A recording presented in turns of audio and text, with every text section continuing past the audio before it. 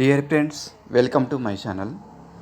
ఈరోజు నేను మీకు ఆచార్య కూరెళ్ళ విఠలాచార్య గారు రాసిన దొందు దొందే త్రిపదలు వ్యాఖ్యాన సహితంగా పరిచయం చేస్తాను, వివరిస్తాను. కవితా రంగంలో మినీ కవిత ఒక ప్రక్రియ. కవితా రంగంలో మినీ కవిత అనేది ఒక ప్రక్రియ. మినీ కవిత అంటే కొద్ది మాటల్లో గొప్ప భావాన్ని ఆవిష్కరించడం అని అర్థం. ఉదాహరణకు వేమన ఆట వెలదులు, బద్దెన సుమతి శతక కందాలు మొదలైనవన్నీ కూడా ఈ కోవకు చెందినవే. ఆచార్యుల వారు దొందు దొందే అనే మకుటంతో రాసిన ఖండికలు ఈ కోవలోకే చెందినవి. ఈ చిన్ని కవితలలో ఆసక్తికరమైన గొప్ప సందేశాన్ని కవిగారు పాఠకులకు అందించారు. ఈ ఖండికలు పఠితను ఆలోచింపజేస్తాయి. ఇవి నాకు కూడా బాగా నచ్చాయి. కావున వీటిని నా ఛానల్ ద్వారా శ్రోతలకు, సాహిత్య పిపాసకులకు అందించాలన్న సదుద్దేశంతో నేను ఇందులో చదువుతున్నాను. వినండి, ఆదరించండి. దేవుడు లేని గుడి, దేశికుడు లేని బడి, దొందు దొందే. దేవుడు లేని గుడి, దేశికుడు లేని బడి, దొందు దొందే. కలిమి నొసగని వృత్తి, చెలిమి పొసగని ప్రవృత్తి, దొందు దొందే. రక్తి లేని ఉక్తి, యుక్తు లేని శక్తి, దొందు దొందే. కడుపు నిండని జీవితం, కడుపు పండని జీవితం, దొందు దొందే. కదలని కాలం, కదలించని కలం, దొందు దొందే. చూడండి, దేవుడు లేని గుడి, దేశికుడు లేని బడి, దొందు దొందే. దొందు దొందే అంటే రెండు ఒకటే అన్నట్టు అర్థం. గుడిలో దేవుడు లేకుండా ఉంటే ఆ గుడికే అర్థం ఉండదు. అలాగే బడిలో దేశికుడు అంటే ఉపదేశకుడు ఉండాలి, ఉపాధ్యాయుడు ఉండాలి, లేకపోతే అది వ్యర్థం అన్నట్టు. కాబట్టి ఈ రెండు కూడా వ్యర్థమే. రెండవది, కలిమి నొసగని వృత్తి. వృత్తిలో కలిమి అనేది ఉండాలి. కలిమి అంటే సంపద అనేది ఉండాలి. చెలిమి పసగని ప్రవృత్తి. ప్రవృత్తిలో చెలిమి ఉండాలి.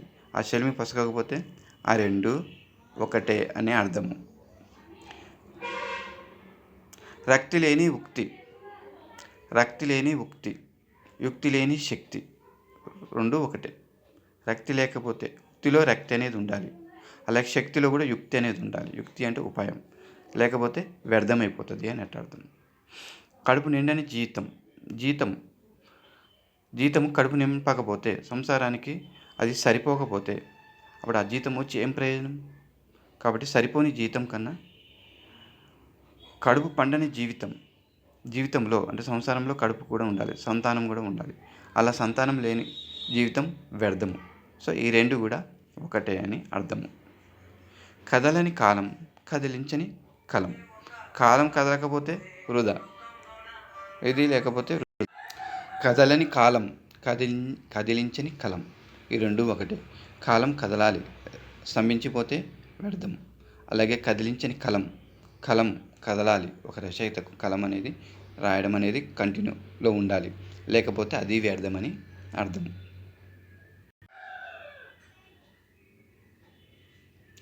స్రవించని నది, ద్రవించని హృది, దొందు దొందే.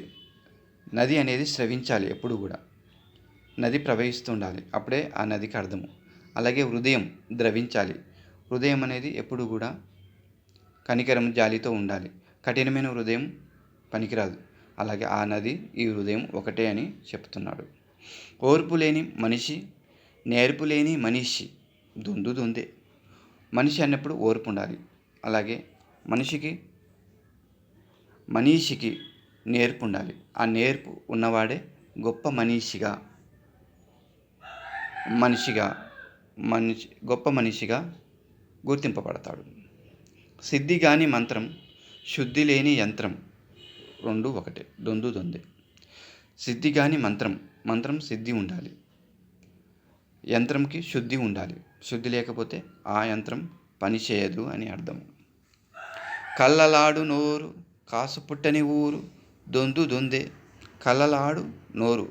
నోరు ఎప్పుడు కూడా అబద్ధాలు ఆడిందనుకో ఆ నోటికి అర్థం ఉండదు. కాసు పుట్టని ఊరిలో కాసు అనేది ఉండాలి, అంటే డబ్బు పుట్టాలి. ఒక ఊరిలో ఉంటున్నప్పుడు ఆ ఊరిలో సంపాదన అనేది ఉండాలి. సంపాదన లేని ఊరు ఎందుకు పనికిరాదు అన్నట్టు. ఈ రెండు పనికిరావు అన్నట్టు. సిగ్గులేని సతి నెగ్గలేని పతి రెండు ఒకటే, దొందు దొందే. సిగ్గులేని సతి, సతికి సిగ్గు అనేది ఉండాలి. నెగ్గలేని పతి, పతి నెగ్గలేకపోతే, సతి ముందు పతి నెగ్గలేకపోతే ఆ పతికి అర్థమే ఆ పతి అనే పదానికి అర్థమే ఉండదు. రెండు దొందు దొందు ఒకటే అన్నట్టు అర్థం. ఈ విధమైన ఖండికలతో ఇక్కడ కవి ఎంతో ఎంతో గూఢమైన భావాన్ని, ఎంతో అర్థవంతమైన భావాన్ని అసలు ఈ రెండు పాదాలలో ఇమిడించి చెప్పడం ఆ కవి యొక్క రచన సామర్థ్యానికి నిదర్శనం. మరికొన్ని నెక్స్ట్ రెండవ పార్ట్ 1లో మీకు మిగతా ఖండికల్ని పరిచయం చేస్తాను. Thank you.